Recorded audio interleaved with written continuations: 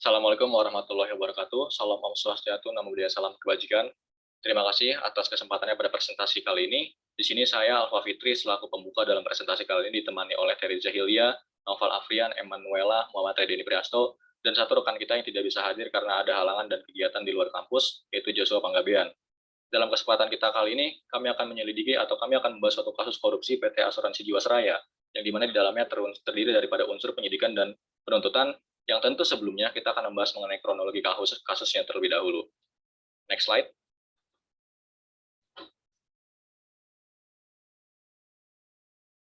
Pada pendahuluannya, PT Asuransi Jiwasraya atau Persero yang merupakan perusahaan perseroan terbatas tengah menjadi sorotan masyarakat, dikarenakan PT Asuransi Jiwasraya adalah merupakan suatu PT perusahaan asuransi tertua di Indonesia yang mengalami tekanan likuiditas sehingga ekuitas perseroan tercatat negatif di angka 23,92 triliun rupiah pada tertanggal September 2019.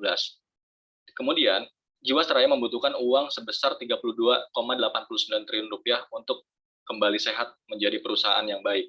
Namun, hal tersebut menjadi suatu kasus Jiwasraya yang menjadi puncak gunung es yang baru mencuat pada tahun 2019 itu sendiri. Jika kita meruntut, permasalahan Jiwasraya sudah terjadi sejak tahun 2000-an, yang dimana terindikasi kasus korupsi dan pencucian uang yang dilakukan oleh direksi dan komisaris yang tergabung dalam Jiwasraya itu sendiri. Pada tahun 2015, audit BPK menunjukkan dugaan penyalahgunaan wewenang dan laporan aset investasi keuangan melebihi realita atau overstate, serta kewajiban di bawah realita atau understate.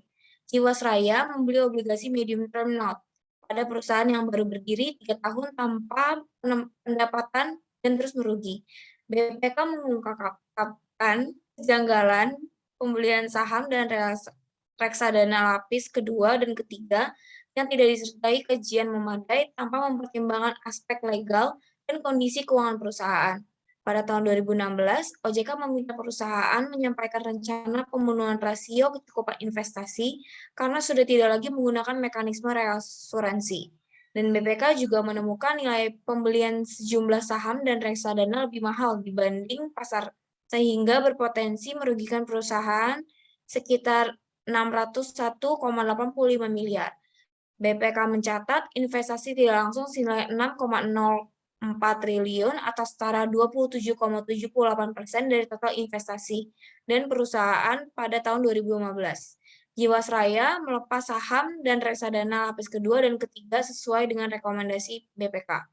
Lalu selanjutnya pada tahun 2017, OJK meminta Jiwasraya mengevaluasi produk GS Saving Plan agar sesuai dengan kemampuan pengelolaan investasi, lalu memberikan sanksi peringatan pertama karena perusahaan terlambat menyampaikan laporan aktuaria pada tahun 2017.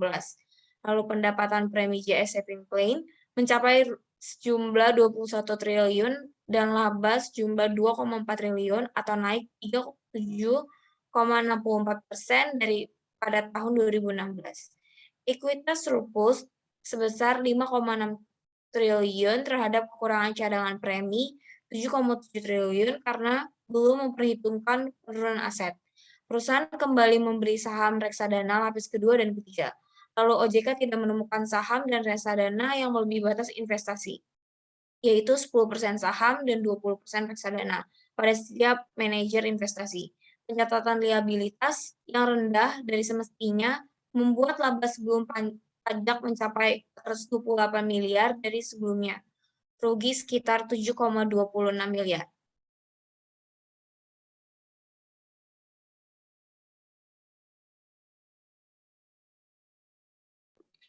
Lalu pada tahun 2018, OJK dan Jiwasraya membahas penurunan pendapatan premi secara signifikan akibat penurunan guaranteed return atau garansi imbal hasil atas produk GS Saving Plan.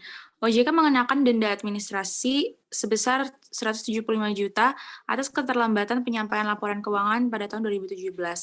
Kantor Akuntan Publik atau KAP PricewaterhouseCoopers memberikan opini tidak wajar pada laporan keuangan Jiwasraya pada tahun 2017 karena perusahaan hanya mencatatkan liabilitas manfaat polis masa depan sebesar 38,76 triliun yang seharusnya 46,44 triliun. PwC mengoreksi laporan keuangan 2017 dari laba 2,4 triliun menjadi 428 miliar. Jiwasraya tidak dapat membayar klaim polis jatuh tempo nasabah Jaya Saving Plan sebesar 802 miliar pada Oktober 2018.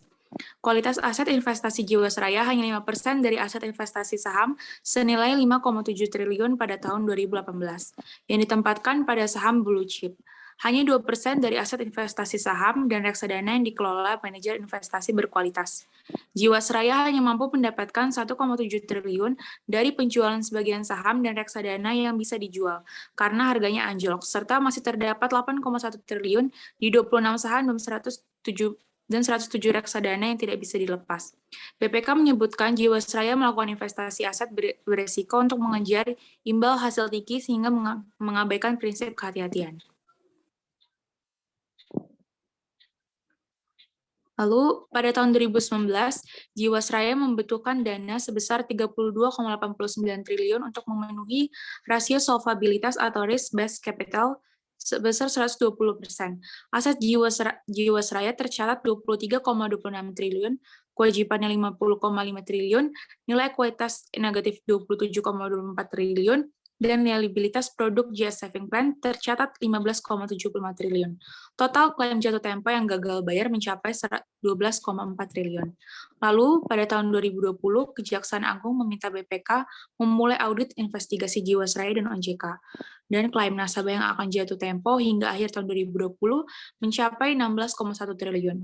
Indikasi kerugian negara 13,7 triliun akibat gagal bayar polis. Baik, izin untuk melanjutkan. Dimulainya penyelidikan disinyalir oleh laporan Kementerian BUMN di bawah kepemimpinan Erick Thohir terkait indikasi kecurangan di Jiwasraya ke Kejaksaan Agung atau Kejagung.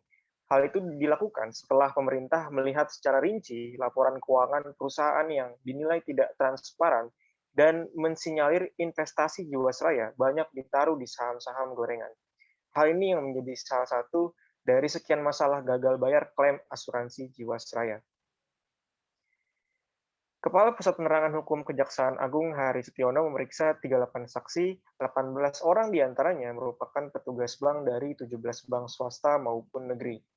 Mereka dimintai data rekening bank dari bank yang bekerja sama dalam transaksi jual beli saham yang diduga terkait kasus korupsi pada PT AJS atau Asuransi Jiwasraya.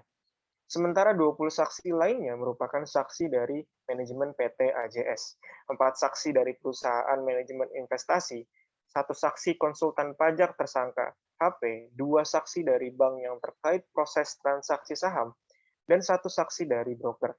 Kejaksaan Agung dalam hal penyelidikan kasus Jiwasraya menetapkan status tersangka terhadap 6 orang dalam penyelidikan kasus dugaan tindak pidana korupsi dalam pengelolaan keuangan dan dana investasi PT AJS.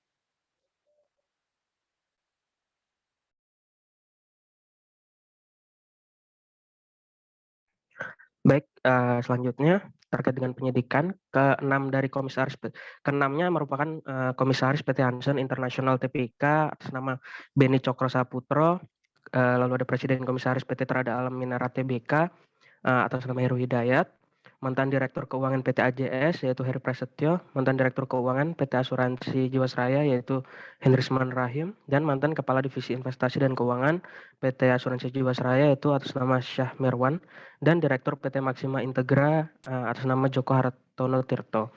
Dalam hal penyidikan, Kejaksaan Agung menyebut adanya pelanggaran prinsip kehati-hatian dalam berinvestasi, di mana Jiwasraya banyak menempatkan 95 dana investasi pada aset-aset beresiko.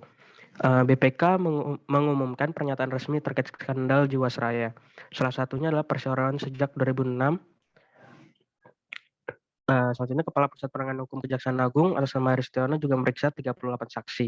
18 orang diantaranya merupakan petugas bank dari 17 bank swasta maupun negeri. Mereka dimintai data rekening. Selanjutnya. Baik, izin melanjutkan kembali. Dalam hal penyidikan ini, Kejagung menyebut adanya pelanggaran prinsip kehati-hatian dalam berinvestasi, di mana Jiwasraya banyak menempatkan 95 dana investasi pada aset-aset yang berisiko. BPK mengumumkan pernyataan resmi terkait dengan skandal Jiwasraya. Salah satunya sejak 2006 disebut semua karena melakukan rekayasa akuntansi atau window dressing. Selanjutnya. Baik, terkait dengan penuntutan, penyidik pidana khusus Kejaksaan Agung memutuskan 6 terdakwa yang awalnya menjadi tersangka, yaitu atas nama Syah Miwan, Hendrisman, Heru Prasetyo, Heru Hidayat, Beni Cokro Saputro, dan terdakwa Joko Hartono Tirto. Mereka didakwa telah melakukan tindak pidana korupsi dengan cara membeli sejumlah saham ke beberapa perusahaan yang bertentangan dengan ketentuan hukum serta prinsip good corporate governance. Baik, selanjutnya adalah keenam terdakwa dijerat dengan pasal primer pasal 2 ayat 1 Undang-Undang Nomor 31 Tahun 1999 sebagaimana telah diubah dan ditambah dengan Undang-Undang Nomor 20 Tahun 2001 tentang pemberantasan tindak pidana korupsi junto pasal 55 ayat 1 ke 1 KUHP. Subsidiar pasal 3 Undang-Undang Nomor 31 Tahun 1999 sebagaimana telah diubah dan ditambah dengan Undang-Undang Nomor 20 Tahun 2001 tentang pemberantasan tindak pidana korupsi junto pasal 55 ayat 1 KUHP. Selain itu, Pasal 3 Undang-Undang Nomor 8 Tahun 2010 tentang pencegahan dan pemberantasan tindak pidana pencucian uang, junto pasal 55 ayat 1 ke 1 KUHP, junto pasal 65 ayat 1 ke KUHP, pasal 4 Undang-Undang Nomor 8 Tahun 2010 tentang pencegahan dan pemberantasan tindak pidana pencucian uang, junto pasal 55 ayat 1 ke 1 KUHP, junto pasal 65 ayat 1 KUHP. Keenam, baiklah. Hal tersebut menjadi apa yang dapat kita presentasikan melihat dari adanya PT Asuransi Jiwasraya yang merupakan suatu PT asuransi milik BUMN, namun dalam hal ini terjadi suatu fraud atau kecurangan yang dilakukan oleh komisaris dan juga direksi di dalamnya, sehingga ketika BPK melakukan satu audit, hal tersebut diindikasi sebagai tindak pidana korupsi yang dapat merugikan keuangan negara, sebagaimana ditetapkan oleh Undang-Undang Pemberantasan Tindak Pidana Korupsi. Maka daripada itu, sekian yang dapat kami sampaikan pada presentasi malam ini. Kurang dan lebihnya mohon maaf. Assalamualaikum warahmatullahi wabarakatuh. Om Santi Santi Om, Namo Buddhaya, salam sejahtera untuk kita semua.